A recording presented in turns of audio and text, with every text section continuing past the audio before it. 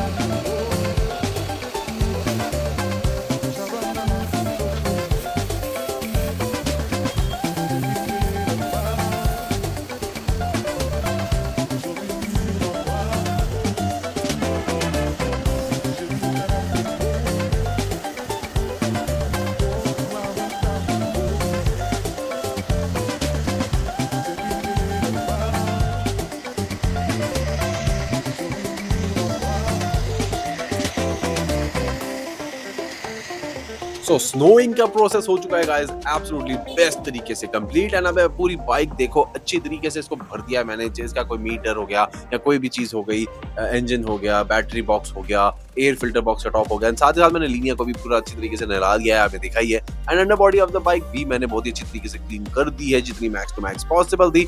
Exhaust हो गया, ये सब चीजें फलाने ढमकाने माए कुछ छोड़ा ही नहीं है मैंने। जितनी ज्यादा फोम मैं इस पर लगा सकता था ना मैंने लगाई है। और उसके बाद इसे अच्छी तरीके से छोड़ दिया है। अभी जब तक गिर रही है फोम गिरती रहेगी एंड उसके बाद ही मैं कुछ करूंगा इसके अंदर और करने के लिए। अभी बाइक की वॉशिंग के दौरान ही मैंने गाइस एक और चीज नोटिस करी कि मैंने एग्जॉस्ट का जो ये स्टील का मेटल का जो कवर सा है ये तो मैंने खोला ही नहीं है यार। इसको तो खोलना बहुत ही ज्यादा जरूरी है। अभी इसको खोलते हैं और नीचे देखो गाइस इसके कितना ज्यादा कीचड़ है यार। अब इस कीचड़ को भी ढंग से साफ करेंगे एंड सारी की सारी फोम हटाते हैं एंड फिर देखते हैं बाइक का नजारा।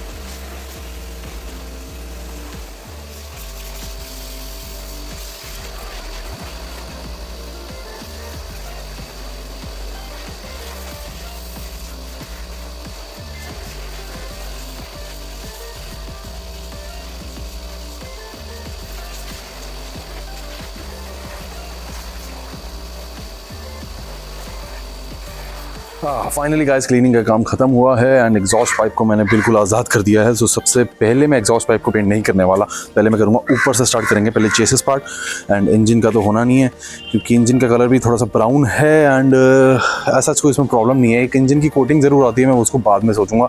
वो बेसिकली क्या करती है, काइंड ऑफ समझ लो कि इंजन का क्लियर कोट होता है। सो चेसिस पार्ट एंड ये टेल तो उतार देनी है। अभी इसका चक्कर समझ नहीं आ रहा कैसे उतारे, क्योंकि लूज तो ये है, एक तो ये शुरू यहाँ पे दिख रहा है, बाकी देखेंगे नीचे जब टेल टाइडी लगाएंगे। देन ये वाला पार्ट निकालना है क्योंकि इसे कार्बन फाइबर रैप करना है, आरटीआर 180 का लोगो ब्रांड न्यू लगना है।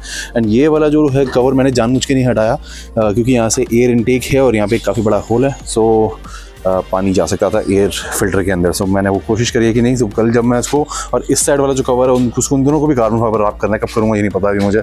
देन वॉशिंग तो हो गई है, अब इसे ड्राई होने देते हैं एंड आपसे मिलते हैं नए वीडियो में। शायद इसका पेंट जॉब ही रहेगा चेसिस का और एग्जॉस्ट का, एंड उसके बाद नट बोल्ट भी जितने भी करोड़े दिख रहे हैं वो सारे नट बोल्ट भी चेंज करने हैं यहाँ पे। एंड पेंटिंग का जॉब हो चुका है, सो पहले ये सब काम खत्म करेंगे, देन असेंबलिंग का प्रोसेस स्टार्ट करेंगे। एंड अभी जैसे ड्राई हो जाती है थोड़ी, तो मैं सोच रहा हूँ इसकी जो चेन है उसे ल्यूप कर दूँ, जिससे कि इसका जो जंग है वो पार्ट उतर जाएगा। नहीं तो बाद में करूँगा तो वो अलॉय व्हील पे गिरेगा। अब alloy wheel brand new paint हो चुका है तो उसको थोड़ा क्लीन ही रखेंगे ना। देन ये चेसिस का पार्ट भी सारा, अब नोटिस करो, सारा पेंट खराब हो चुका है यहाँ पर। तो ये भी मैं ब्लैक ही कर दूँगा, जबकि था इंजन से लिंक्ड ब्राउन, काफ़ी मतलब very dark kind of a brown. So वो तो अभी पॉसिबिलिटी है नहीं मेरे पास। एंड ये शायद स्टिकर चेंज करूँ मैं, क्योंकि उसमें स्क्रैच दिख रहा है काफ़ी बड़े वाला।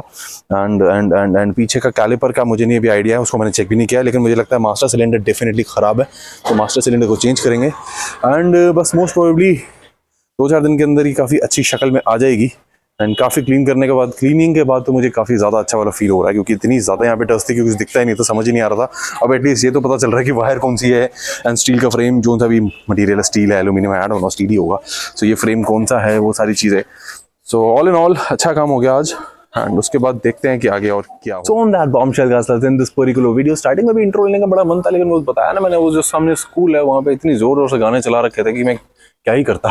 तो आप बताना in the comment section guys कि क्लीनिंग का प्रोसेस कैसा रहा।